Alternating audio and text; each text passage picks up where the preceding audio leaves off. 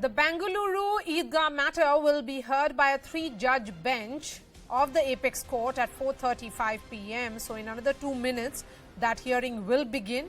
Supreme Court bench is the new bench is headed by Justice Indira Banerjee and also has Justice S Oka and Justice M M Sundresh. So that urgency that has been talked about by the Waqf Board, by the Solicitor General, the Apex Court, in fact, agreeing. The Chief Justice of India had intervened and had said that he will be constituting a three-judge bench and the hearing will happen today itself.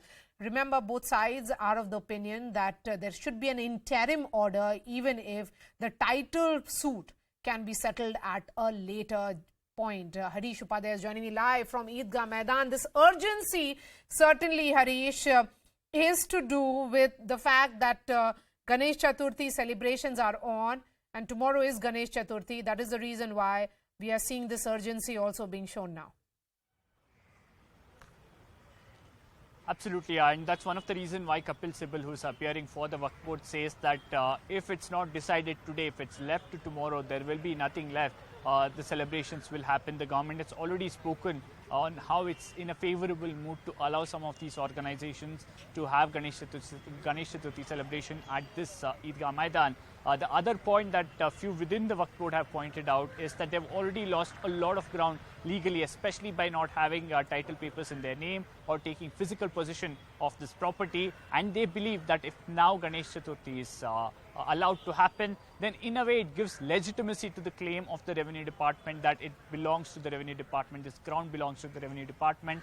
And that's one of the reasons why the Waqf Board is tooth and nail opposing this decision to allow Ganesh Chaturthi, or rather the government's intent to allow Ganesh Chaturthi at this particular ground, and they want to ensure that doesn't happen. A status quo is ordered so that in the coming few weeks and months they can fight the issue of who owns this property. But for now, they want a status quo on this matter.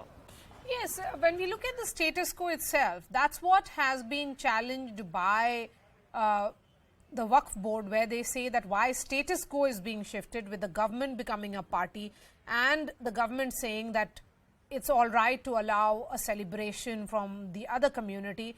But the other aspect in this case is also the civil matter, Harish, because this has gone more and beyond the regular law and order issue. What is being said here is the ownership and everything will be taken up. Why is it that we are looking at this argument being put forth by Kapil Sibal that this has to be settled today itself?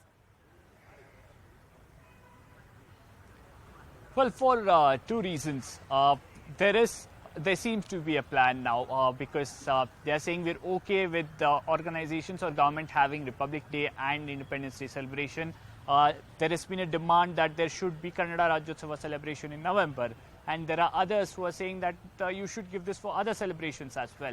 So the Waqf Board believes that it could open up a Pandora's box, and that's one of the main reasons they do not want Ganesh Chaturthi celebration to be given. They are saying do not allow this. Let's also sort out the ownership matter, who really owns it. The other contention that they are having is that it could lead to law and order problem. But then that's something we've already seen the Advocate General of Karnataka stating that the state government will take care of it. You do not have to worry. We will ensure that law and order doesn't become an issue. And perhaps with the kind of forced deployment that's happened today, they're sending across a message that we are ready to have Ganesh Chaturthi celebration here. Law and order can't be given as the reason to deny that. It's merely on what the court thinks about ownership, and we are very clear that it's the Revenue Department which owns it. Yes. They're also saying that there was a chance given for the Waqf Board to claim this ownership. They did not come in front of the Joint Director of the Revenue Department and furnish those documents. This happened earlier in the month and July. Remember, ever since the BBMP initially said it owns the ground, later on made a U-turn and said, well, we do not own this ground. Ever since that, we've seen a lot of process happening in terms of the ownership between the BBMP, the Revenue Department and the Waqf Board, but all of them going in favor of the government, in favor of the Revenue Department, nothing much from the Waqf Board. There are serious question marks on whether the Waqf Board traditionally or historically over the last few years, and especially in the last 2 months, has been a little lopsided in how it approached this matter legally in not claiming this Waqf property, or rather not claiming this property as the Waqf Board's. Harish,